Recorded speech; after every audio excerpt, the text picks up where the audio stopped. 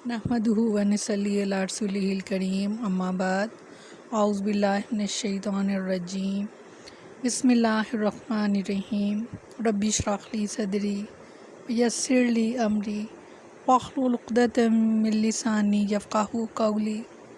अस्सलामु अलैकुम व रहमतुल्लाहि व बरकातुहू। कैसे हैं आप सब? इंशाअल्लाह खैर वाफियत से होंगे। अल्लाह ताला आप सबको अपने हिफ्ज़ व मान में रखे, आमीन सुम्मा आमीन। दूसरा पारा सूरत बकरा। लफ्ज़ी तर्जमा। यसअलूना का, वो आपसे पूछते हैं, अनिल अहिल्ला, नए चाँद के बारे में। कुल कह दीजिए, या वो मवाक़ीतु पैमाना है, लिन्नासी लोगों के लिए, वल हज्जी और हज के लिए, वलैसा और नहीं है, बिर्रु नेकी बिअनजे के तातु तुम आओ बयूता घरों में, मिन ज़ुहूरिहा उनकी पुश्त से, वलाकिन्ना और लेकिन, बिर्रा नेकी ये है, अमनित्ता का कि जो बचे यानी गुनाहों से, वातु और आओ बयूता घरों में, मिन अबवाबिहा उसके दरवाज़ों से, वत्तकुल्लाह और डरो अल्लाह से, लअल्लकुम ताकि तुम तुफलिहून कामयाब हो जाओ।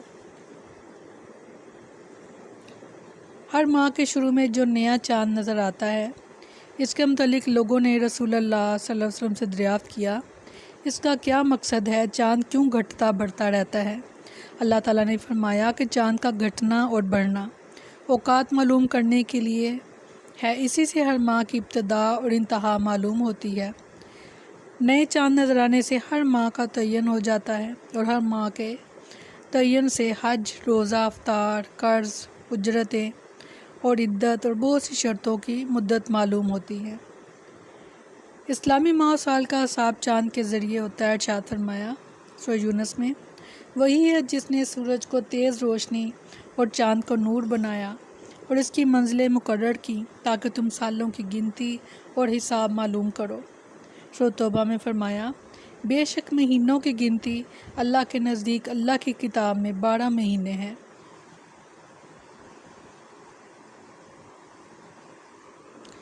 चाँद के हिसाब से महीना 29 दिन का होता है या 30 दिन का, ना 29 दिन से कम का होता है और ना ही 30 दिन से ज़्यादा का। सैयदना अब्दुल्लाह बिन उमर रज़ी अल्लाह अन्हु बयान करते हैं कि रसूलुल्लाह सल्लल्लाहु अलैहि वसल्लम ने फरमाया, महीना 29 दिन का भी होता है, लिहाजा जब तक चाँद ना देख लो रोज़ा ना रखो। अगर आसमान अबर आलूद हो तो महीने के दिनों की तादाद यानी 30 पूरी कर लो। सैयदना उमैर बिन अनस रज़ी अल्लाह अन्हु अपने चचाओं से बयान करते हैं, जो रसूलुल्लाह सल्लल्लाहु अलैहि वसल्लम के असहाब में से हैं, कि एक काफ़िला रसूलुल्लाह सल्लल्लाहु अलैहि वसल्लम के पास आया। काफ़िले वालों ने गवाही दी कि उन्होंने शाम को चाँद देखा था। तो रसूलुल्लाह सल्लल्लाहु अलैहि वसल्लम ने मुसलमानों को हुक्म दिया कि रोज़ा अफ्तार करें और दूसरे दिन सुबह को ईदगाह जाएंगे। गवाही इतनी ज़रूरी है कि चाँद की, क्योंकि हमें हुक्म दिया गया कि चाँद देखकर रमज़ान के रोज़े रखो और चाँद देखकर रमज़ान के जो रोज़े हैं उनको मुकम्मल करो। तो क्योंकि गवाही दी गई, उन्होंने कहा कि हमने शाम को चाँद देखा था रास्ते में, तो आप सल्लल्लाहु अलैहि वसल्लम ने लोगों ने जिन्होंने 30वां रोज़ा रखा हुआ था, तो उन्हें हुक्म दिया गया कि रोज़ा इफ्तियार कर लें, क्योंकि नमाज का टाइम गुज़र चुका था। तो इसलिए फरमाया कि नमाज जो है ईद की हम वो कल पढ़ेंगे। अल्लाह ताला ने आयत के इस हिस्से में अय्याम जाहलियत की एक लग़्व रस्म की निशानदही करके इसका ख़ात्मा किया है। सैयदना बरा बिन आज़िब रज़ी अल्लाह अन्हु रवायत करते हैं कि ये आयत हमारे बारे में नाजिल हुई है। अंसार जब हज करके आते तो अपने घरों में दरवाज़ों से दाखिल नहीं होते थे, बल्कि घरों के पीछे से दाखिल हुआ करते थे।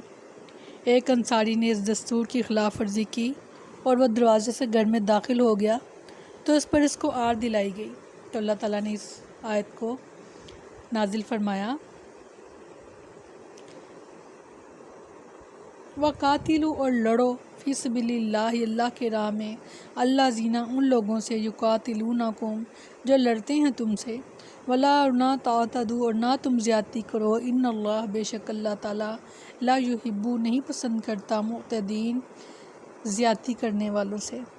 اس آیت میں مومنوں کو اللہ کی راہ میں جہاد کرنے کا حکم دیا گیا ہے۔ نبی کریم صلی اللہ علیہ وسلم جب ہجرت کر کے مدینہ منورہ تشریف لائے اور مسلمانوں میں ذرا قوت آ گئی تو انہیں حکم دیا گیا کہ اب دشمن کا مقابلہ طاقت سے کرو اور اللہ کی راہ میں جہاد کرو، لیکن زیادتی نہ کرو، یعنی جنگ کی ابتدا تمہاری طرف سے نہیں ہونی چاہیے، اور جن لوگوں کے ساتھ تمہیں جنگ کرنے سے منع کیا گیا ہے ان سے جنگ نہ کرو۔ مثال کے طور پر عورتیں، بوڑھے، پاگل، بچے، گرجوں میں رہنے والے اور جن سے تمہارا معاہدہ ہے انہیں قتل نہ کرو، اس لیے کہ اللہ تعالیٰ زیادتی کرنے والوں کو پسند نہیں کرتا۔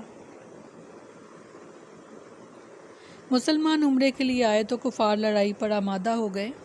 حج کے بیان کے ساتھ لڑائی کے حکم کی مناسبت یہ ہے کہ اس آیت میں پہلی مرتبہ ان لوگوں سے لڑنے کی اجازت دی گئی ہے جو مسلمانوں سے آمادہ قتال ہوں، بلکہ جنگ کی ابتدا کر چکے ہوں۔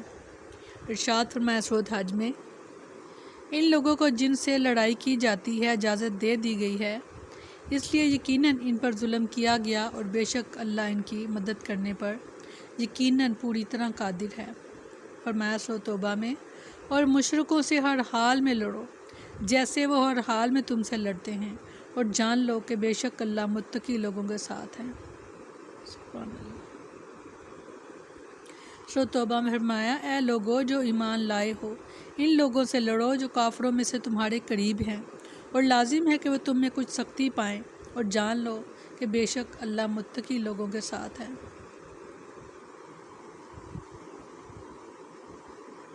سیدنا انس بن مالک رضی اللہ عنہ کہتے ہیں کہ رسول اللہ صلی اللہ علیہ وسلم نے فرمایا، مشرکوں کے خلاف اپنے مالوں، اپنی جانوں اور اپنی زبانوں کے ذریعے جہاد کرو۔ جہاد فرض ہے ہر عورت پر، ہر مرد پر۔ وہ جس طرح جہاد کر سکتا ہے، اللہ تعالیٰ نے جیسی طاقت اس کو دے رکھی ہے وہ اس کے ذریعے سے جہاد کرے۔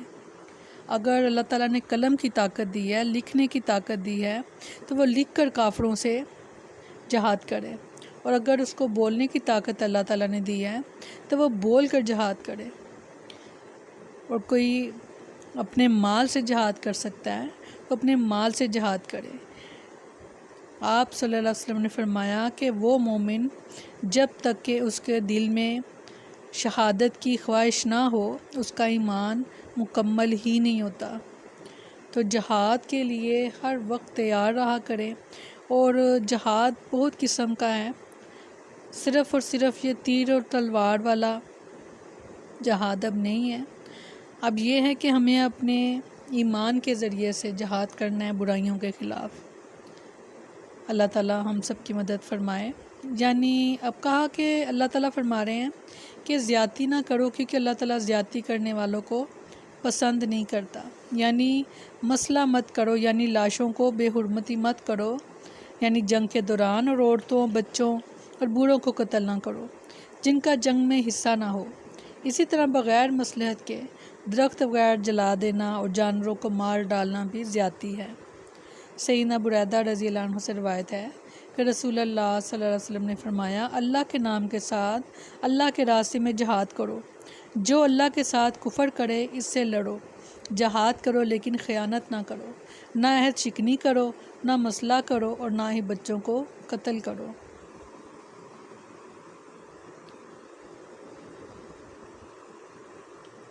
سیدنا رباح بن ربیعہ رضی اللہ عنہ فرماتے ہیں کہ رسول اللہ صلی اللہ علیہ وسلم نے سیدنا خالد بن ولید کو حکم دیا کہ کسی عورت اور مزدور کو ہرگز قتل نہ کرنا۔